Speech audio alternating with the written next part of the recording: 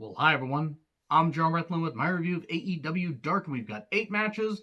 One of the commentators got to be pretty insufferable in the main event, and there were a couple other things I didn't like, but there was one match that could have been on Dynamite. It was that good.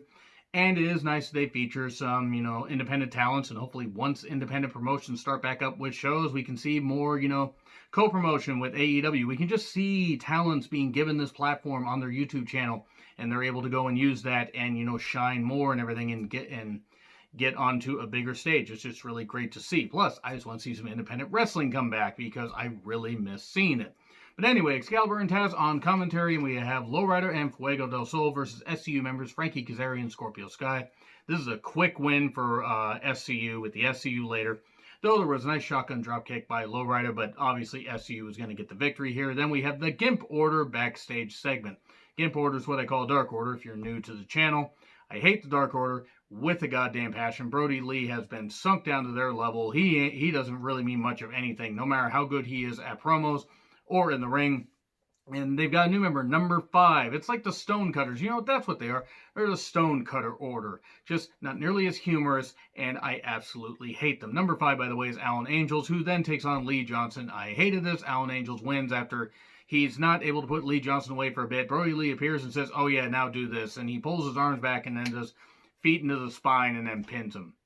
Why is the fucking Gimp Order still happening? It's fucking stupid. Well, and then I believe it's Silver and Reynolds. They help lay out Johnson afterwards. They lay out to Johnson, and then you got number 10, who's still in the sling because, Moxley laid him out and beat up his, broke his arm and everything. So now he's in a sling. And then we have Moosa and Brady Pierce versus Santana and Ortiz. Well, Moosa got beat up for a while, and Santana did a nice Aussie moonsault outside. Brady wants in. That didn't work out so well for him. And ends up with the Street Sweeper, 1, 2, 3. So Santana and Ortiz winning pretty easily. Though, I do like Brady Pierce's look, and I think Moosa also has a bright future as well. And then we get Cutie wanting to hand out shirts to Dustin and Brandy that Allie made of the, Natural Nightmares. It's big old picture of Cutie and little pictures of Dustin and Brandy below him. Because he's the star of the team, according to Allie, where they're going with this whole thing of Allie trying to drive a wedge between QT and Dustin. And there was one funny line, though, by Brandy, which is about the only time I'll praise Brandy. It's like, who the fuck are these for? Which was actually kind of funny. Unfortunately, this isn't the only appearance of Brandy. We get Pineapple Pete and Anthony Katana, I'm sorry if I mispronounced that, versus Butcher and the Blade. The Butcher and the Blade. Remember when Excalibur did that? I like Excalibur. But sometimes he tries to, promote, like, the debut of these guys. We have no fucking idea who they are. Hey, this episode didn't have the Japanese deathmatch legend Luther, so at least there's that.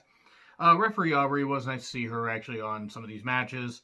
Butcher and Blade got Pyro. I don't know why, because they barely won any matches besides, squash matches like this.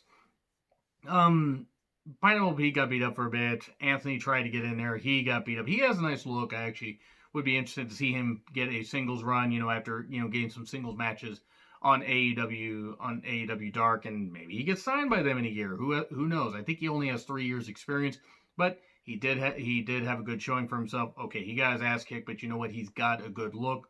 The suplex into the knees, 1, 2, 3. I think it's called Full Death, I think is what Excalibur called it. And then we get Zack Clayton versus QT Marshall with Allie, Dustin, and Brandy. Allie's on commentary for a bit and then goes down there to cheer on QT. And then they have this stupid spot where QT accidentally, Brandy accidentally gets knocked down and then her wrist is hurt and everything. But then Allie pretends to have a bad nail. And QT's checking on Brandy, but then he instantly runs out of the ring and checks on Allie, showing more division and stuff like that. And Clayton tries to get the victory, actually gets a couple nice near falls, but in the end, QT Cutter, 1, 2, 3, and there we go. That's pretty much it. Then we get Sonny Kiss versus Christopher Daniels. This was good. This was really good. This was a good match. I would have liked to have seen this on Dynamite. I'm happy that they're using Sonny Kiss a little more. Maybe use him a little more seriously on Dynamite. Because at first I was afraid that they were just going to use him as a, as a comedy goof. And he's got athletic ability. And it could really promote the fact that he's an openly gay athlete and he can be, beacon of hope, I guess, is maybe like a bit of a weird term, but I would just like to see him be utilized on Dynamite also. especially, because of the pandemic. I know things are getting a little bit more back to normal. Maybe we'll get crowds at some point. We'll see. But he's working with a veteran, Christopher Daniels, and this was pretty good. Sonny got in some nice offense with some nice arm drags and some, nice arm bars. Daniels got a lot more aggressive, started beating the shit out of him, just absolutely beating him down, beating down his back and everything. We get some good near falls. Sonny looking like he's going to get the victory, even managed to almost do a split leg off the top that he's won tag matches with, but nope, he didn't get that. And in the end, Angel's Wings 1, 2, 3. But this was a good match. I encourage you guys to go check out this one. This one was pretty good. What wasn't pretty good was the next match. Peter Avalon and Brandon Cutler versus Luchasaurus and the little twerp Marco Stunt. Why didn't you just put Luchasaurus in there? Yeah, Jungle Boy there. Put Jungle Boy in the match. Don't put this little twerp in the ring. I've railed against Marco Stunt being involved in a match. I have nothing against him as a person, but I had to sit there at an indie show. That was a very fun indie show, but watch this guy and watch people, actually have to sell his moves. And I'm sorry, I can put aside a lot of shit in wrestling. This isn't believable. He's got his fans, fine, cool. You can be one of them. I'm not one of them. When, Luchasaurus was in, it was fine. Whenever anybody got, had to sell any Marco Stunt's offense, just quit. Just fucking quit. Because you're not going to be able to be taken seriously there. Eventually, standing moonsault pins Avalon 1, 2, 3, and Stunt acts like he did anything.